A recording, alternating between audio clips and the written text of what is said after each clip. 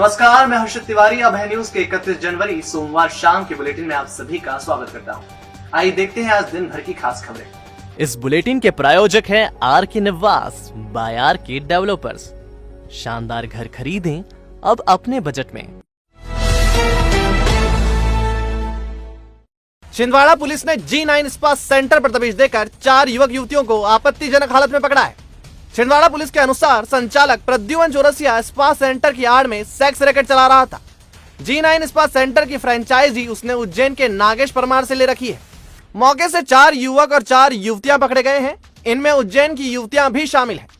संचालक डिमांड के आधार पर इन युवतियों को उज्जैन के साथ इंदौर और भोपाल से बुलाता था।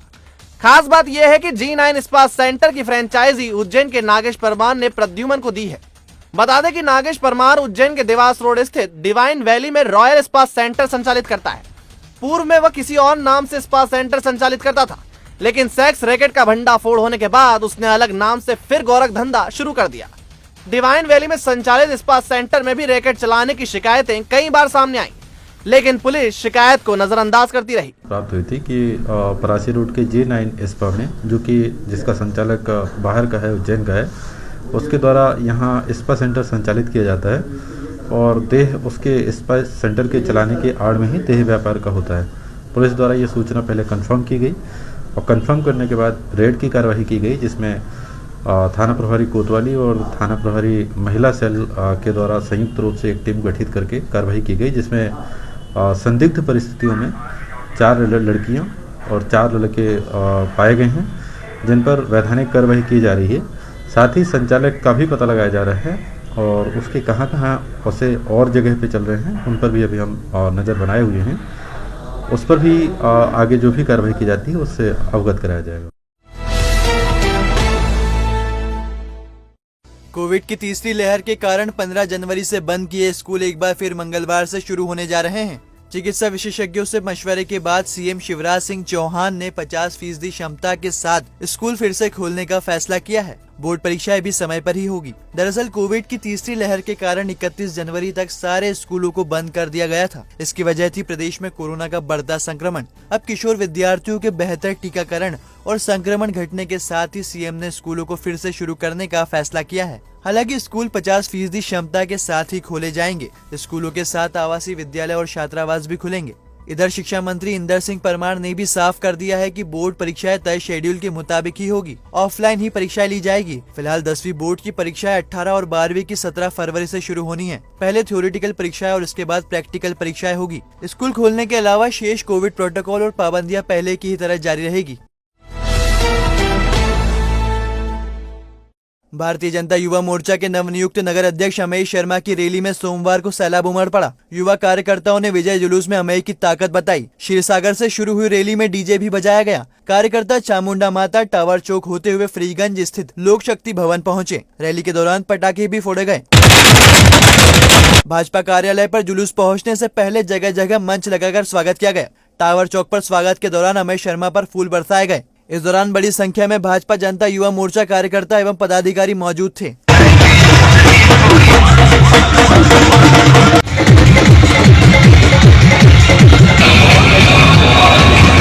युवा मोर्चा नगर अध्यक्ष के रूप में जो मुझे जवाबदारी मिली है, हम सभी युवाओं के बीच में वार्ड बूथ स्तर तक जाकर के नए राष्ट्र कार्य में निर्माण के लिए कार्य करेंगे।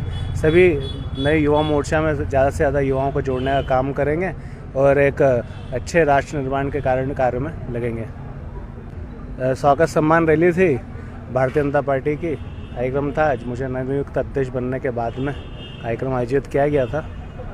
सभी का स्नेह और प्रेम मिला, इसी के लिए आपके माध्यम से बहुत बहुत सभी को, उज्जैन शहर के सभी साथियों को, सभी जनता को बहुत बहुत धन्यवाद देना चाहता हूँ।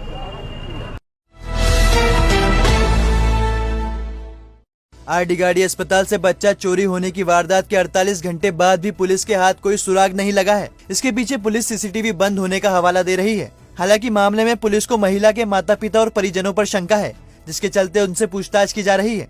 देवास के कमलापुर में रहने वाली 17 वर्षीय दुष्कर्म पीड़िता ने गुरुवार को आरडीगाड़ी अस्पताल में बेटे को जन्मा था। शनिवार दोपहर उसके माता पिता नाती को देखने आए थे।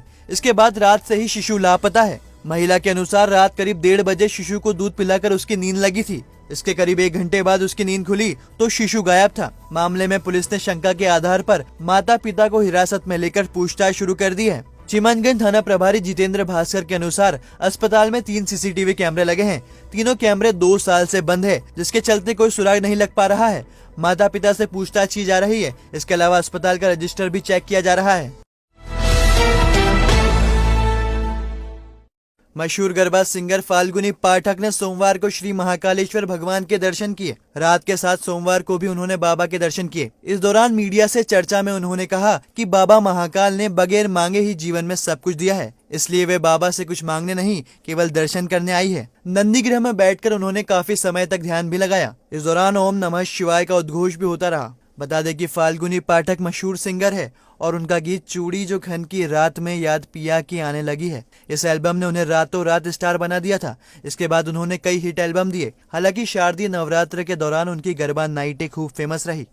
भगवान ने मांगे बिना ही महाकाल ने बहुत कुछ दे दिया है, तो आज सिर्फ दर्शन के लिए आए थे और उनका शुक्रिया अदा करने आए थे।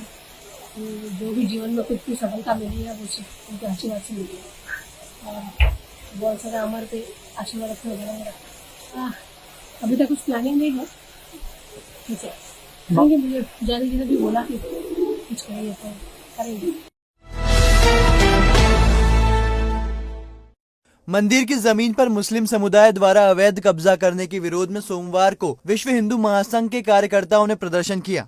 कार्यकर्ताओं ने कलेक्टर कार्यालय के सामने सड़क पर नारेबाजी की और पटवारी और तहसीलदार पर मिली भगत का आरोप लगाया। शिकायतकर्ता नर्मदा शंकर चौधरी ने बताया, आगर नाके के पास त्रिवेणी महादेव मंदिर की जमीन पर संचालित आश्रम पर मुस्लिम समुदाय द्वारा कब्जा किया जा रहा है। षड्यंत्र में उनका साथ वहीं के दिनेश भायल, शांति भायल दे रहे हैं, जिन्होंने आश्रम जमीन की रजिस्ट्री यादव कॉलोनी बताकर करा ली है और अब इस जमीन पर प्लॉट काटकर मुस्लिम समुदाय को बेच रहे हैं, जबकि ये भूमि सिंहस्थ के लिए आरक्षित है। मुस्लिम समुदाय ने आश्रम की यज्ञशाला तोड़ दी है। साधु संतों के विश्राम के लिए बनाए गए करीब 10 कमरे भी तोड़ दिए गए हैं। मामले की शिकायत 1.5 महीने पहले की गई थी। स्थानीय पटवारी बीमारी का बहाना बनाकर मामले को टाल रहे हैं और तहसीलदार जांच में रुचि नहीं ले रहे हैं। विश्व हिंदू महासभा के प्रवक्ता कृष्णा मालवीय ने बताया कि यदि शिकायत का निराकरण नहीं किया गया तो वे गृह मंत्री से मिलकर मामले की शिकायत करेंगे।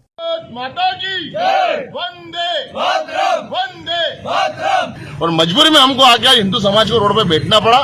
क्या कहीं न कहीं ऐसा लगता है कि शेर काजी के दबाव से मुस्लिम समाज को संरक्षण मिल रहा है, इसके चक्कर में जिला प्रशासन कार्रवाई करता नहीं है। हिंदुओं का मकान तोड़ने के लिए मंगल नगर के अंदर दिखता है कि हाँ हिंदुओं का मकान है, मत सियासत क्षेत्र रहा था। मंदिर की भूमि के ऊपर भू माफिया कब्जा करवा रहे, बेच रहे, रजिस्ट्री हो रही, तो कैसे हो रही है, कौन करवा रहा है? उनके खिलाफ कोई कार्रवाई नहीं होती। कहीं न कहीं लगता है कि राजनीतिक संरक्षण है इन लोगों को। समस्या ये है कि आगर रोड पर यादव नगर कॉलोनी के पास में स्थित त्रिवेणी महादेव महाचंडी एक आश्रम था। उसका कुछ भूमि माफियाओं ने, दिनेश भायल, शांति भायल, इनने उसकी यादव नगर के नाम से रजिस्ट्री करवाई और मेमोडेनो को प्लाट काट रहे हैं। वहाँ पर यज्ञ स्थल था, उसको तोड़ दिया। कुआं बना हुआ था, उसको बंद कर दिया। वहाँ साधु संतों के ठहरने के लिए 8-10 कमरे बना रखे थे, उनको ध्वस्त कर दिए उनने और मेमोडियनो को प्लाट काट दिया और वहाँ मेमोडियनो ने मकान भी बना लिए उस जगह के ऊपर। और पूर्व में मैंने श्रीमान कलेक्टर महोदय को जनसुनवाई में 16/11/2021 को एक आवेदन दिया था। उस आवेदन पर भी इन्होंने उस आवेदन को नगर तहसीलदार को पहुँचाया था, तो ना तो नगर तहसीलदार ने कोई कार्रवाई की। जिसके बाद दूसरी बार मैं जनसुनवाई में आया था 4/1/2022 को, उनने नगर निगम आयुक्त को लिखा था। उस आवेदन पर भी आज दिनांक तक कोई कार्रवाई नहीं। ये शासकीय भूमि है और मंदिर से है और सिंहस्थ क्षेत्र से आरक्षित भी है। जबकि अगर मान लो ये दिनेश भायल की जमीन भी होती है तो उसके ऊपर किसी प्रकार का कोई भवन निर्माण नहीं हो सकता। ये कलेक्टर महोदय के और मध्य प्रदेश शासन के खुले आदेश है कि सिंहस्थ क्षेत्र की भूमि के ऊपर किसी प्रकार का कोई निर्माण नहीं होगा। नगर निगम के अधिकारी कर्मचारी संपत्ति कर वसूली को लेकर कितने संजीदा है, इसका अंदाजा हाल ही में जारी हुए आंकड़ों को लेकर लगाया जा सकता है। बीते 10 महीने में तय संपत्ति कर के लक्ष्य का 1/3 ही वसूला जा सका है। ऐसे में अगले 2 महीनों में 2 गुने से अधिक का लक्ष्य हासिल करना होगा। नगर निगम के रिकॉर्ड में शहर की करीब 1.25 लाख संपत्तियां हैं, जिनसे करीब 79 करोड़ रुपए की कर वसूली का लक्ष्य रखा गया था, लेकिन जनवरी तक केवल 22.5 करोड़ रुपए की ही वसूली हो सकी है, जबकि शेष रही करीब 56 करोड़ 75 लाख की कर वसूली के लिए अधिकारियों ने फरवरी और मार्च का लक्ष्य रखा है। अब देखने वाली बात यह है कि करीब 10 महीने तक कछुए की चाल से चला निगम अमला ऐसा कौन सा तरीका अपनाएगा कि खरगोश की चाल से भी तेज चलकर वह 56 करोड़ रुपए से अधिक के टारगेट को हासिल कर सकेगा। सहायक आयुक्त तेजकरण गुनवादिया ने बताया कि बचे टारगेट को हासिल करने की कोशिश की जा रही है। इसके लिए पूरी ताकत लगाई जा रही है। वो वित्तीय वर्ष समाप्त होने को है, 2 माह शेष है, फरवरी मार्च, और पूरे उज्जैन में हमारे 1,25,224 कुल प्रॉपर्टियां हैं और टोटल डिमांड हमारी 79 करोड़ की है। और 79 करोड़ में से हमने 22 करोड़ 52 लाख की हमने वसूली कर चुके हैं, जो 28.41% वसूली हुई है। और जो शेष डिमांड है हमारी 56 करोड़ 75 लाख के आसपास की डिमांड हमारी बकाया है, जो 2 महीने है। और हमको ज़्यादा से ज़्यादा नगर विकास में काम करें और वसूली करके नगर विकास में ये राशि काम आएगी। नगर पालिका को ज़्यादा से ज़्यादा हमको वसूली करके न देना है। और 2 माह शेष बचे हैं और 56 करोड़ की हमारी नहीं तो वसूली शेष है। गोवर्धन सागर की सफाई के दौरान बावड़ी नुमा कुआं निकला है। गोवर्धन पर्वत उठाए श्री कृष्ण की प्रतिमा भी मिली है। हालांकि कुआं निजी होने का दावा एडवोकेट सुरेंद्र शुक्ल ने किया है। इस संबंध में उन्होंने दस्तावेज भी प्रस्तुत किए। दरअसल गोवर्धन सागर की इन दिनों सफाई कराई जा रही है। रामा दल के संतों के सानिध्य में हो रही सफाई में सागर से वनस्पतियों को निकाला जा रहा है। सफाई के दौरान ही पक्का कुआं और श्री कृष्ण की बेहद प्राचीन मूर्ति मिली है। इससे अंदाजा लगाया जा रहा है कि गोवर्धन सागर की गहराइयों में अतीत के कई किस्से डूबे हैं। हालांकि कुएं पर एडवोकेट सुरेंद्र शुक्ल ने निजी दावा पेश किया है। उनके अनुसार दिसंबर 1970 में उनकी दादी, पिता और परिवार के अन्य सदस्यों ने 2 बीघा 1 बिस्वा जमीन नारायण पिता केशवराव सोरठी से खरीदी थी। इस सौदे में कुएं का भी जिक्र है। शुक्ल के अनुसार शुरुआत में वह लोग कुएं के पानी का उपयोग सिंचाई में करते थे। बाद में गोवर्धन सागर में जल कुंभी जम गई और पानी का स्तर इस कदर बढ़ गया कि कुआं भी डूब गया। इस वजह से पानी का उपयोग बंद करना पड़ा। ये कुआं दिनांक 7/12/1970 को रजिस्टर्ड विक्रय पत्र के द्वारा केशवराव पिता नारायण राव सोरठी से हमारी दादी माँ और हमारे ताऊजी और हमारे पिताजी, हमारी दादी माँ सुंदरबाई, विधवा जयशंकर जी शुक्ल और ताऊजी राजेंद्र प्रसाद जी शुक्ल और हमारे पिताजी देवेंद्र प्रसाद जी शुक्ल, इन्होंने सम्मिलित रूप से ये रजिस्टर्ड विक्रय पत्र के द्वारा क्रय किया था, जिसके अंदर सर्वे नंबर 1130 में ये पक्का कुआं भी उस विक्रय पत्र में शामिल था। ये तब से हमारे आधिपत्य में ही चला आ रहा है। इसका गोवर्धन सागर से कोई संबंध नहीं। और सोरठी के कुएं के नाम से ये जाना जाता था, कई तांतड़े के कुएं के नाम से भी। अब ये कब बना इसके बारे में तो मैं नहीं जानता, लेकिन ये उनके स्वामित्व का था और वो सारे डॉक्यूमेंट्स जो है हमने आपको, ये जब से ये जो तालाब में जलकुंभी भरी है और इसका पानी का निकास उस साइड से नगरकोट साइड से बंद हुआ है, तब से जल स्तर बढ़ जाने की वजह से ये कुएं का वो तालाब का पानी जो है वो कुएं के ऊपर आ गया। इस वजह से जो है वो जलकुंभी वगैरह भी आ गई। इस वजह से उससे पहले तक तो हम इससे मोटर पंप लगा करके लाइन खींच करके और सिंचाई का काम करते थे, खेती करते। हमने इसका साफ सफाई करा था जब हमने क्रय किया था, और जब हम इसमें सिंचाई करते थे तो हमने इसकी गाद निकाली थी और वो करीबन 80 फीट तक निकाली थी। लेकिन उस समय आधुनिक संसाधन नहीं थे और हम वो बेल से और चरस से ही इसी प्रकार से इसकी सफाई करी थी। और ज़्यादा नीचे तले तक हम इसकी सफाई नहीं कर पाए थे क्योंकि गहराई ज़्यादा हो गई थी, और उसके बाद से फिर ये उपयोग में नहीं है। और अब खबरें दे दनादन।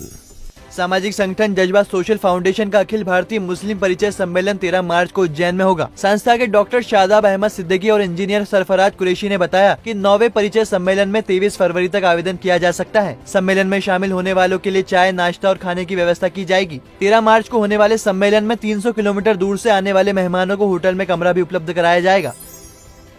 पंजाबी साहित्य अकादमी संस्कृति परिषद ने श्री गुरु तेग बहादुर के 400वें प्रकाश पर्व पर कालिदास अकादमी में कार्यक्रम आयोजित किया। इस दौरान कार्यक्रम में प्रगट भाई गुरु तेग बहादुर का मंचन हुआ। पटियाला की संस्था रंगमंच की प्रस्तुति को खूब सराहा गया।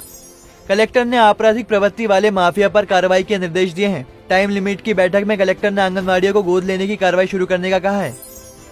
समर्थन मूल्य पर गेहूं बेचने के लिए बैंक खाते से आधार लिंक होना जरूरी है। कलेक्टर ने इस संबंध में जरूरी निर्देश जारी किया है। रबी खरीदी के लिए उपार्जन समिति का गठन किया गया। ITI में कैंपस ड्राइव 2 फरवरी को होगा। जयपुर की JCB कंपनी कैंपस ड्राइव में शामिल होगी।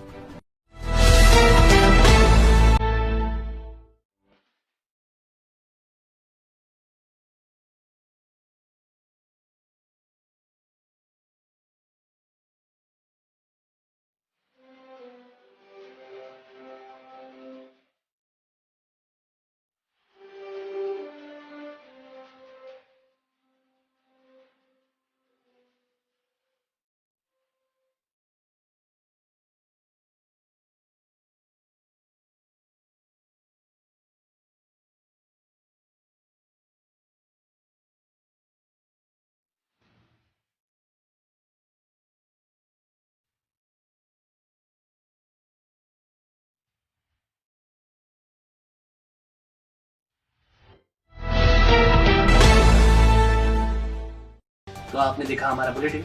आपको हमारा बुलेटिन कैसा लगा, इसका फीडबैक कमेंट सेक्शन में जरूर दीजिएगा। फिर मिलेंगे नए बुलेटिन के साथ। नमस्कार।